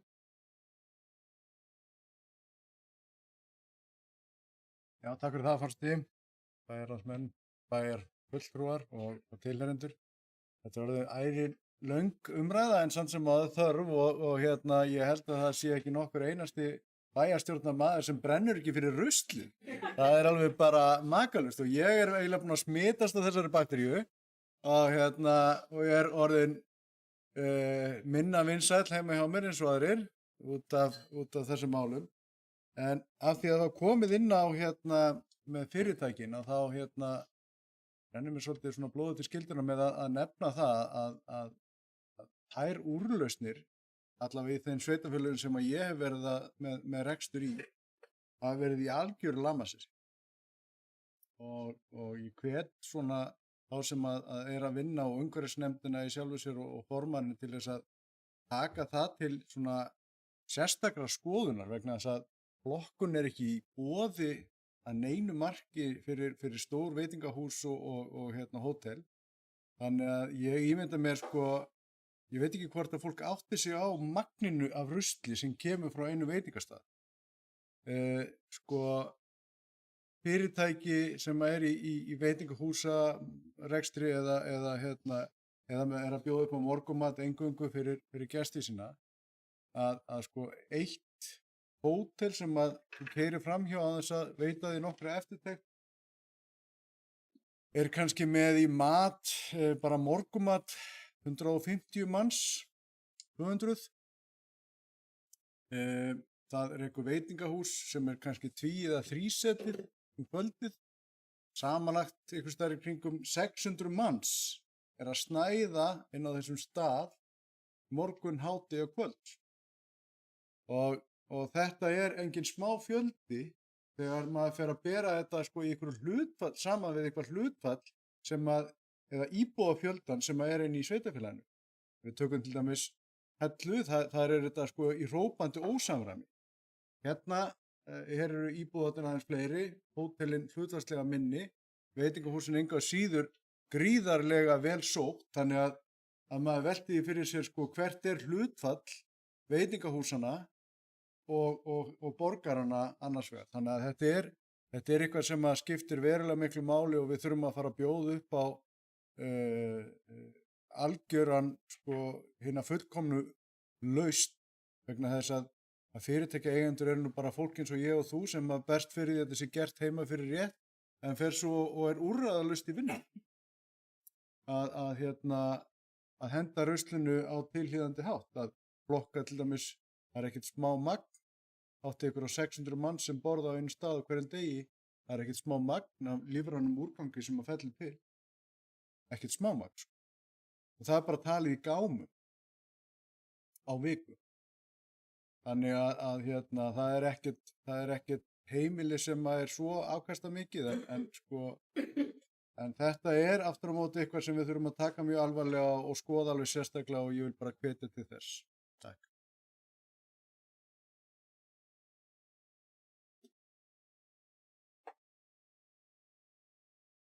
Já, þakkaði fyrir Arnar, það eru fleiri sem að vilja. Já, ef svo er ekki, þá förum við í síðasta liðin á dagskránum sem er 9. fundur, bæjarráð, 10. fundur, haldinn 15. september síðastliðin. Einhverju hér sem vilja tjá sig þennan fund? Fjóla Steindóra Kristinsdóttir, bílista. Álfheiður frá næst, hver er Við látum bara vita.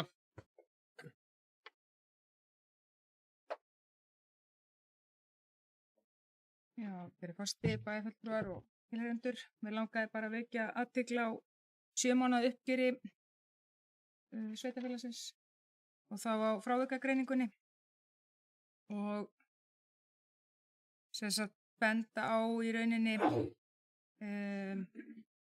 að niðurstaða Alþjóðs á 7. mánuði ársins er með halla upp á 2,26, áætlunin hljóða upp á 1,7 og þar eru stærstu liðir fráviki fjármálatekjum og fjármagnsgjöldum. Bara svona komið með. Það er svona hér bara til þess að sé ekki örugglega búin að renna yfir þetta því að var nú að tala um gjaldskrárhækkanir allavega hérna áðan. Við erum með jákvæð frávik í rauninni á mörgum stöðum en neikvæð klálega þarna en það verðbólgan á flugi og eins erum við með neikvæð frávik í fræðslu og uppeldismálum, svona stærstu póstarnir. Ég vildi bara vekja athygli á þessu.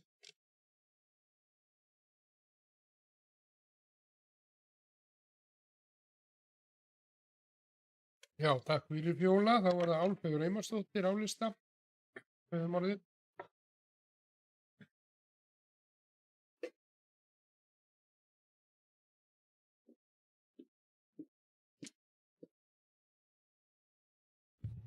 Forseti, bæjarfulltrúar og kæru íbúar.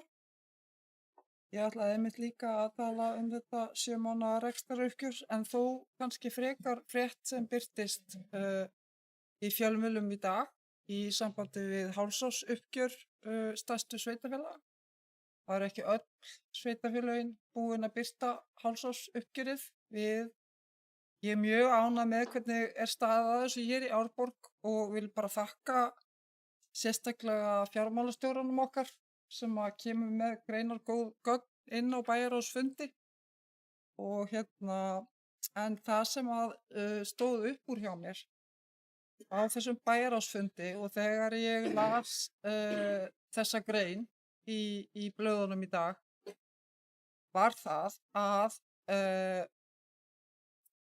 það sem að sveitarfélögin og þá ætla ég ekkert endilega að tala um öll sveitarfélögin sem tekið voru fyrir, ég ætla að taka bara fyrir Árborg. Að þar er gert ráð fyrir þá sem sagt áætlun í árslok og þar hún er bara gjörsamlega óraunhæf. Hún hefur ekki, og ég spurði sérstaklega að því í bæjarráði hvort það væri búið að uppfæra bara í ljósi stökkbreytinga á árinu og það hefur ekki verið gert. Ég hef miklar áhyggjur af fjármagnsliðum. Flest lán Árborgar eru verðtryggð þannig ég hef líka mjög miklar áhyggjur af skuldastöðu sveitarfélagsins í lok árs vegna þess að eins og við vitum öll að þá eru verðtryggð lán þannig að vextir og verðbætur langmestur hlutin fer á höfuðstól. Við erum ekki að borga kannski háa vexti eins og margir íbúar eru að lenda í núna en verðtryggingin fyrir sveitarfélagið er bara afar slæm. Þannig að ég er bara miklar áhyggjur af þessu og ég vildi hvetja bæjarstjóra ásamt fjármálastjóra að reyna, þó það sé erfitt í allri þessari óvissu, að uppfæra í raun og veru. Gera ráð fyrir nýjum forsendum, gera ráð fyrir þessum stökkbreytingum, þannig að við getum áttað okkur í raun og veru á hver staðan verður í árslok. Því að þetta er gjörsamlega óraunhæft eins og þetta er sett fram núna.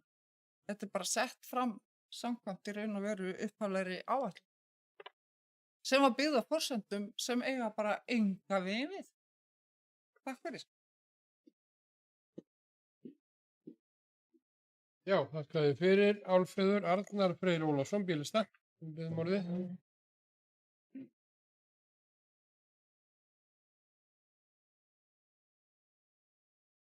Já, forseti, bæjar fulltrúar og tilherendur.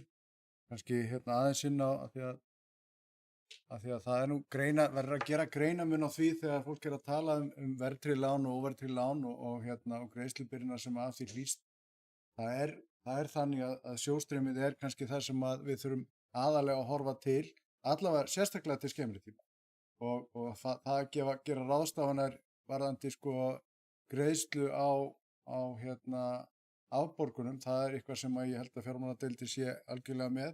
Hvað varðar áætlanir fyrir út árið eða næsta ár og það liggja fyrir mjög margar spár hver eru verðbólguvæntingar bankana, Seðlabankans og svo framvegis, þannig að það er í sjálfu sér ekki erfitt að koma því til og ég er alveg viss að fjármálastjóri hefur nokkuð góða hugmynd það hvert lánin að fara að þróast vegna þess að það nú einfaldur framreikningur á höfuðstól. En ég samt undir þessum lið sem sagt 7 mánaða uppgjöri að þá vil ég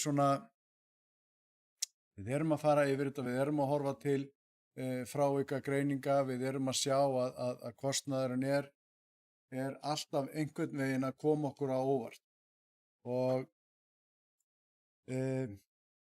það eru sjálfsögðu mjög erfiði tímar að baki, það er COVID og miklu óvissu tímar, við erum með stríð í Evrópu og svo framvegis og verulegar hækkanir eða veruleg hækkun á öllum aðföngum og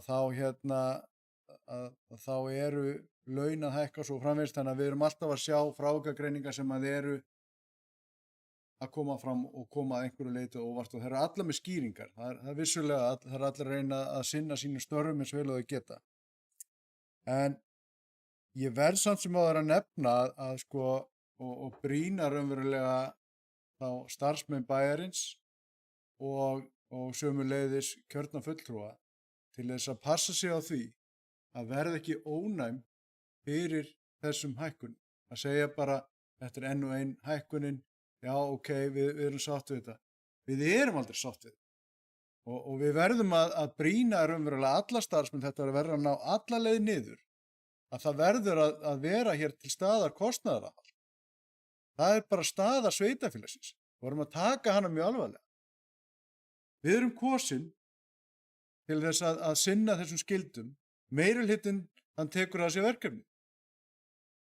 Meðal annars í kosningunum var það lagt fram að meirihlutinn var vandanum vaxinn og vildi ónt taka þessi verkefni. Gott og vel. Þá stend ég hér líka upp í pontu og ég brýni ykkur til þess að taka þetta alvarlega og taka þetta föstum tökum. Þið eru kjörin til þess, þið tókuð það ykkur verkið og þið verðið að ganga hreint til verks. Og það verður að horfa til þeirra tekjum möguleika sem að sveitarfélagið hefur. Við höfum öll verið að kvarta yfir því að ríkið sé ekki að sinna okkur með að koma með nægt fé til þess að standa undir þeim ábyrgðum sem okkur ber, lögum samkvæmt. Ok, þá er það bara okkar starf og meirihlutans og minnihlutans og okkar allra að sinna þessari skyldu sem við erum kjörin til. Við verðum að passa upp á að þeir íbúar sem að búa hérna inni fái þá lögbundnu þjónustu sem okkur bera inn af hendi. Við getum ekki gert það öðruvísi en að geta staðið undir því fjárhagslega. Og þess vegna segi ég, við erum kjörin til þess að sinna þessu verki, meirihlutinn tekur þetta að sér og ég held bara að við ættum að sammælast það að vera ekki ónæm fyrir hækkun eða frávikagreiningum, tökum þetta alvarlega og ég brýni bara meirihlutann, þannig að takk fyrir mig.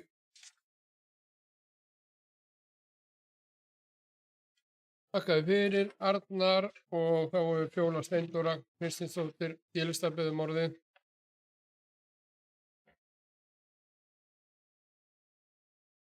Já, forseti, bæjarfulltrúar og tilherendur. Klárlega er það okkar að brýna og tala við ráðherra og við erum nú búin að eiga fund með fjármálaráðherra og þetta er ekki bara hér í okkar sveitarfélagi, heldur öll sveitarfélög standa frammi fyrir því að þurfa að brýna ráðherra til þess að skoða þessa hluti vel. Það vantar fjármagn í marga málaflokka. En mér langaði að svara henni Álfheiði varðandi það að það er í vinna í gangi akkurat núna, afkomuspá bara í vinnu hjá fjármálastjóra og starfsfólkinu hennar. Þannig að við munum fá núna þessa áætlun uppfærða. Og annað sem langa til að koma, þó að það kannski lagi ekki stöðun okkar sérstaklega, en þá eru þessar tölur sem er verið að nota í þessari frétt 7 mánaða tölurnar okkar, samanburða við 6 mánaða tölur annara sveitarfélaga, en það breytir því ekki að við erum það er verðugt verkefni framöndan, eins og bæjarfulltrúi Arnar sagði, og við þurfum bara öll að koma að því að fara í þá vinnu sem framöndan er. Það er vinna framöndan. Og við erum komin allir í þetta samtal við KPMG og langar að taka þá vinnu með minnihlutanum og bara öllum kjörnum fulltrúum og bind mikla vonir við það að leggjast yfir það hvar við getum lagað en það er auðvitað þannig að við erum ekkert að snúa bútunum við hér á punktinum. Hér er bara aðstæður gríðarlega breyttar, 9,5% verðbólga og við sjáum svo sem ekkert fyrir endan á því hvernig þetta mun þróast í vetur en það er gott að ræða þetta, gott að fá umræðuna og við gerum okkur öll grein fyrir hver staðan raunverulega er. Takk.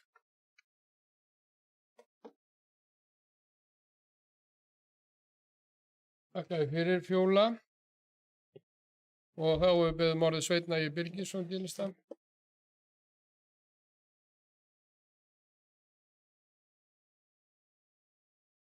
Já, forseti, bæjarfulltrúar og gestir. Takk fyrir byrjungur Arnar, en ég ætla að koma undir lið 6 á fundinum sem er heimaðist Fjölbrautaskóla Suðurlands, áskipaður starfshópur og þakka bæjarráði Traustið fyrir að fengja það hlutverk að sitja í þessum hóp. Ég ætla bara að upplýsa fundin að það er búið að skipa satt í allar stöður, það frá öllum sveitarfélögum í þessar stöðum og við erum að hafa fund strax á morgun og við erum kanna möguleika hvernig hægt sé að tryggja heimaðast í Fjölbrautaskólann. Takk.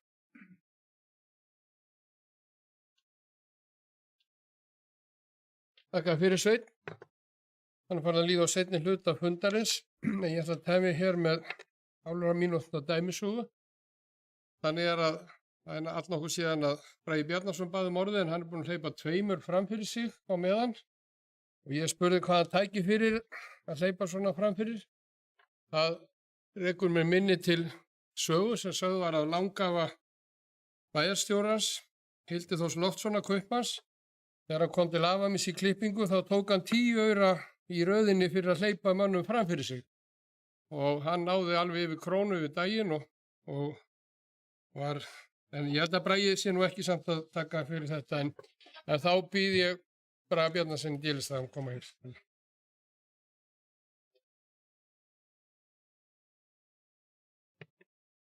Forseti, bæjarfulltrúar og aðrir tilheyrendur. Já, takk Kjartan. Þetta er fjáröflunarleið, við leitum á öllum fjáröflunarleiðum, þannig að allt sem ég ekki fengi út af þessu, það rennur þá læt ég renna til góðs málefnis eða til sveitafélagsins. En þarna, já, bara til að loka kannski umræðunum mál eitt, þá held ég að það muni akkurat marka svolítið þar sem við erum að fara í þetta sameiginlega verkefni núna að bæða að loka þessu ári og svo fjárhagsáætlun að vinna fyrir næsta ár og næstu ár. Það er okkar verkefni saman að vinna að þessum bara, hvað ég segja, eins og Fjóla tók að máli að snúa olíuskipinu hægt og rólega. Mér langaði svona bara aðeins að stikla líka á öðrum málum bara til þess að upplýsa fólk að það var endurskipað í hópum vatnsöflun í Kaldarhöfða sem hófst á síðasta kjörtímabili. Mjög mikilvægt verkefni, samvinnuverkefni milli sveitarfélaga á þessu svæði og bara mjög gott að það verkefni haldi áfram. Nokkur mál sem hafa verið rætt hérna áður og síðan annað í rauninni sem barst bæjarráði sem er möguleg breyting á deiliskipulagi miðbæjar Selfoss þar sem bæjarráð samþykkti fyrir sveitarfélagsins að fara í samráð það verkefni og það verður bara áhugavert að sjá hvað kemur út úr því og hvernig við getum kynnt það og virkjað íbúana með þá ákvörðun þegar að því kemur en samráð og orð eru til alls fyrst og síðan kemur eitthvað tillaga sem verður þá væntanlega færi til íbúakosningar þegar hún liggur fyrir. Önnur mál var búið að ræða hérna þannig að við viltum bara koma þessu til upplýsingar. Takk fyrir. Já, þakka fyrir Bragi og fleiri sem vilja tjá sig síðasta liðin á dagskrá fundarins sem er 10. fundur bæjarráðs. Arnar Freyr Ólafsson, Vélista.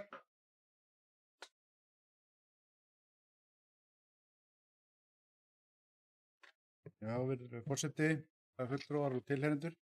Aðeins varðandi breyting á deiliskipulagi í miðbæ Selfoss eða Árborgar. Ég er búinn að velta því fyrir mér hvar þetta stendur og auðvitað hvert þetta að fara og hvert viljum við sjá þetta fara. Og ég í sjálfu sér við öll sjálfu sér horfum á þetta svæði sem er í rauninni hálfbyggt og við þurfum að fá einhverja lúkningu á málinu. Og eins og þetta horfum við mér að þá sér maður það fyrir sér að öll aðföng er að hækka, laun er að hækka, það er alltaf að hækka og með því þá hækkar áhættan á því að verkefni ljúki. Þannig að þetta er það er ekki búið að vera kannski nógu hröð framþróun í þessu verkefni undanfarið hálft ár getum við sagt og með því hækkar áhættan á því að það verði ekki eða það taki lengri tíma. Og ég kannski undir þessum lið og með þetta málefni til umræða þá vil ég nú eiginlega bara hvetja þá líka þróunarfélag Sigtún og bæjarstjórn og alla bæjarbúa að við verðum í rauninni að fara að horfa til þess að sjá verklok á þessu. Við getum ekki haft opið sár í miðbæ Árborgar þó að það sem er komið sé fallegt og mikið til umræðu að þá er verkið langt frá því að vera lokið og það er langt frá því að vera búið að taka á þessu endanlega mynd og ég ég horfi til áhættu sjónarmiða líka og vil halda þeim svolítið á lofti og aftur hvetja og brýna og fá menn og tæki af stað til þess að klára verkið og fá þennan sóma miðbæ sem við höfum öll séð fyrir okkur á teikningum. Takk. Þakka þér fyrir Arnar. Sigurjón Vídalín Guðmundsson, S-lita.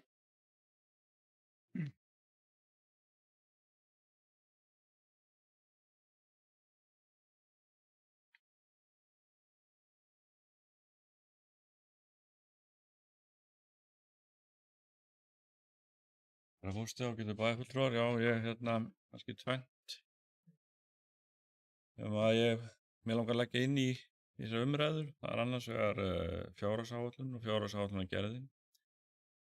Það er svo sem þekkt bekið við getum sagt sem svo að til þess að laga fjárhag þá þarf að gera tvennt.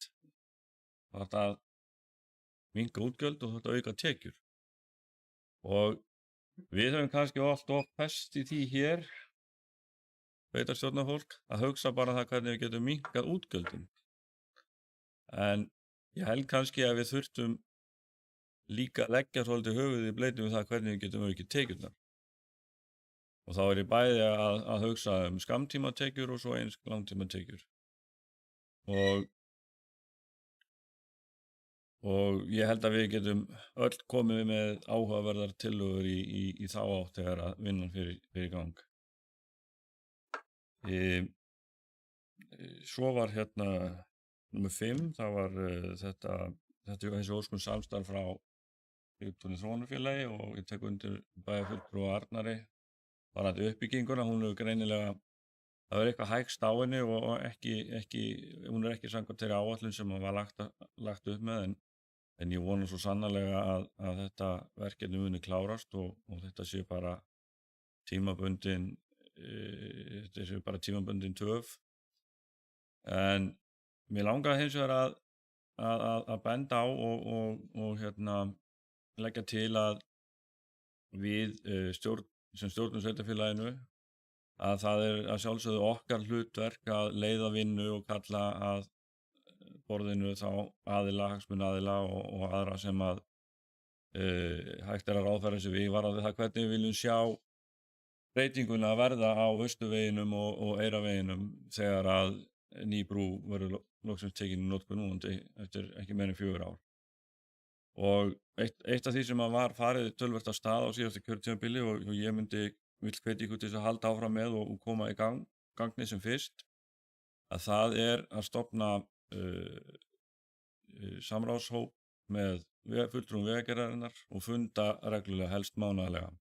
Vegna þess að það eru bara svo stór úrlausnar efni framöndan, það eru miklir hagsmunir og akkurat þarna gætu verið tekjumöguleikar fyrir okkur og þess vegna er það gríðarlega mikilvægt að við stöndum ekki uppi nánast eins og ég ætla ekki einu að segja það og kannski höfum glatað einhverjum tækifærum að því að við vorum ekki nægilega vel vakandi fyrir því að sækja það sem við getum sótt og haft okkar á hreinu gagnvart meðal annars vegagerðinni. Og ég undirstrika það, ég legg til að það verði stofnaður einhvers konar hópur sem mun funda reglulega því að þetta eru stór verkefni og þau eru mikilvæg og þau skipta okkur miklu máli.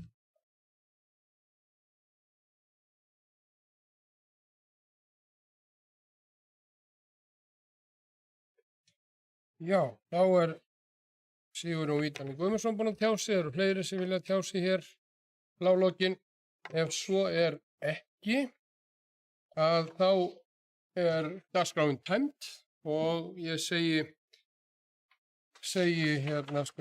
ykkur 5. fundi bæjarstjórnar Árborgar slitið.